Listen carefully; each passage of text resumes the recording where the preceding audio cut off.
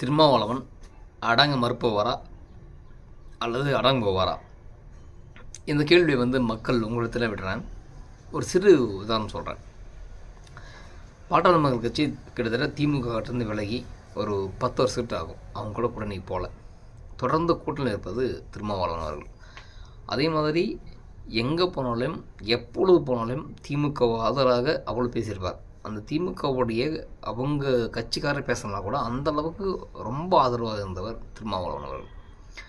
ஏன்னா நம்பிக்கை என்னென்னா, திமுக வந்தால் பட்டியலின மக்கள் மீது இருக்கிற ஒடுக்குமுறை குறையும், ஒடுக்குமுறை களைவாறு அப்படின்னு சொல்லிட்டு தான் இது காலமாக நடந்துக்கிட்டு தான். பட் இருந்தாலும் ஸ்டாலின் இது பண்ணுவார். ஏன்னா அவங்க அப்பா கிட்ட இருக்கக்கூடிய திறமை கிட்ட இல்லை, வேறு வழி இல்லாமல் நம்ம சொல்கிறதெல்லாம் அவர் செய்வார் அப்படின்ற ஒரு மனக்கணக்கு. ஆனால் திமுக வந்த பிறகு தான் வேங்க வகையில் மலத்தை கலந்தாங்க. பட்டியலின சகோதரனை ஆம்ஸ்டர்டாம் கொலை பண்ணாங்க. இது மட்டும் கிடையாது, பொது மேடைகளில் எஸ்சி மக்களை ரொம்ப கேவலப்படுத்தி கொச்சப்படுத்திருந்து அதிகமாக திமுக ஆட்சி பிறகு தான் அதிமுக ஆட்சியில் எவ்வளோ இருந்ததை விட திமுக ஆட்சியில் அதிகம்.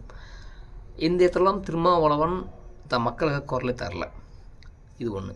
ரெண்டாவது பார்த்திங்கன்னா, இன்றைக்கி விஜய் மாநாட்டம் நடத்துகிறாரு, அதில் போய் கலந்துக்கல. இந்த ஊடகங்கள் எப்படி கட்டமைக்குது அப்படின்னா, திருமாவளவன் திமுக விட்டு வெளியே போவார்ன்ற மாதிரி ஒரு கட்டமைப்பு கொண்டு வராங்க. இல்லை திருமாவளவன் நீங்கள் தான் இருப்பார் அப்படின்னு ஒரு கட்டமைப்பு கொண்டு வராங்க. இது எப்படின்னா, ஒரு யானையோடைய பலத்தை எறும்புக்கு பயந்துட்டு போகிற மாதிரியான ஒரு விஷயம். ஆனால் அதாவது எறும்பு சாதாரணமாக நினைக்க முடியாது. யானைக்கு அது போச்சுன்னா உயிரிழப்பு. இது 100% தான். பட் அந்த எறும்பை யானையோடு ஒப்பிடுறது ரொம்ப ரொம்ப தவறான விஷயம் இல்லையா?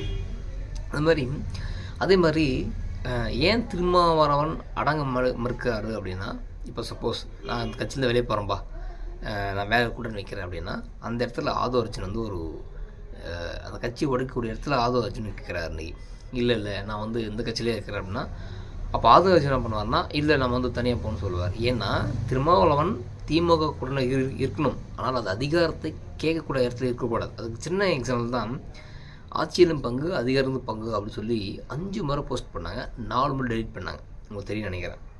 அப்போ என்ன காரணம்னா, திமுக இதான் எதிர்பார்க்குது. ஒரு சாதாரண ஒரு போஸ்ட், ஒரு ட்வீட். ஏன்னா ஆட்சியிலும் பங்கு அதிகாரம் பங்கு அப்படி சொன்ன உடனே நாளைக்கு திமுக துணை முதலமைச்சர் பதவி கொடுத்துருமா அல்லது அமைச்சர் பதவி கொடுத்துருமா? கொடுக்காது. ஆனால் ஒரு சாதாரண ஒரு ட்வீட்டே போகிறதுக்கே 4 முறை 5 முறை போஸ்ட் பண்ணி 4 முறை டெலிட் பண்ணுறாங்கன்னா, அப்போ திருமாவளவன் எந்த இடத்துல நிப்பாட்டி வச்சுருக்காங்க, இதுதான் அவரை குழப்பி வச்சுருக்காங்க. நீ கட்சியிலேருந்து நீ கூடலேருந்து வெளியே போகிறியா போய்க்கோ, ஆனால் உன்னுடைய கூடனே உடைச்சிடுவேன், உன் கட்சி உடைச்சிடுறேன். இல்லை எங்கூடவே இருக்கியா இரு, ஆனால் அதிகாரம் கேட்கக்கூடாது. ஸோ இதுதான் நிறைய அரசியல் விமர்சகர்கள் என்ன சொல்கிறாங்கன்னா, இந்த இடத்துல பாமக இருந்திருக்கணும், பாமக இருந்திருந்தேன்னா சிம்பிளாக முடிச்சுப்பார்.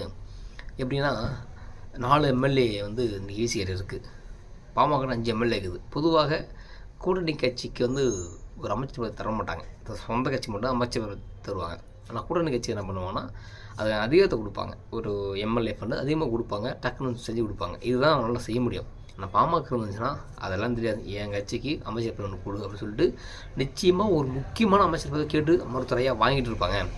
ஒருவேளை அதுவும் இல்லைனா கூட சரி, அவரை சாட்டிஸ்ஃபேக்ஷன் பண்ணுறதுக்காவது இது ஒரு அமைச்சர் பதவியை கொடுத்துருப்பாங்க, ஒரு டம்மியான அமைச்சர் பதவியை கொடுத்துருப்பாங்க. ஆனால் அமைச்சர் அப்படின்னு ஒரு பதவி கொடுத்துருப்பாங்க, பாமக அமைச்சர் பதவி கொடுத்துருக்கான்னு ஒரு ஹெட்லைன்ஸ் வந்திருக்கும். பட் திருமாவளவனால் 10 சீட் கூட கேட்க முடியல, அது 4 வெற்றி பெற்று அமைச்சர் பதவி கூட கேட்கல அப்படின்ற ஒரு விஷயத்தையும் இது இந்த இடத்துல பாமக இருந்திருந்தால் நிச்சயமாக கேட்டிருக்கும். ஸோ இந்த இடத்துல திருமாவளவன் அடங்க மறுத்துட்டாரு அப்படின்ற ஒரு விஷயமும், கூட்டிலிருந்து தன்னால் வெளியே வர முடியல, வரணும் ஆசை இருக்குது ஆனால் சொல்ல முடியல அப்படி சொல்லிய இடத்துல அடக்கி வைக்கப்பட்டிருக்காரு அப்படின்ற ஒரு பிம்பத்தையும் அப்படின்ற ஒரு குற்றச்சாட்டையும் அரசியல் கட்சி தலைவர்கள், அரசியல் நிபுணர்கள், அரசியல் விமர்சகர்கள் எல்லாமே வைக்கிறாங்க. ஏன் சொல்ல வரேன்னா, ஒரு கட்சிக்கானது ஒரு வலிமை, ஒரு தலைவன் அவர் எப்படி இருக்கிறது அதை பொறுத்து தான். அவர் போல்டெல்லாம் அந்த கட்சி பலவீனமாகிவிடும் என்பதற்கு சிறந்த உதாரணம். அவர் பலமாக இருக்கக்கூடாது என்பதற்காகவே ஆதவ அர்ஜுன் ரெட்டியை அந்த கட்சியில் ஜாயின் பண்ண வச்சுருக்காங்க அப்படின்னு சொல்லிட்டு அந்த கட்சியுடைய நலம் பெருமைகள் இந்த குற்றச்சாட்டை வச்சுட்டே இருக்காங்க. ஸோ மக்கள் நீங்கள் சொல்லுங்கள், திருமாவளவன் அடக்கப்பட்டாரா இல்லை அடங்க மறுக்கப்பட்டவரா அப்படின்னு சொல்லி. நன்றி, வணக்கம்.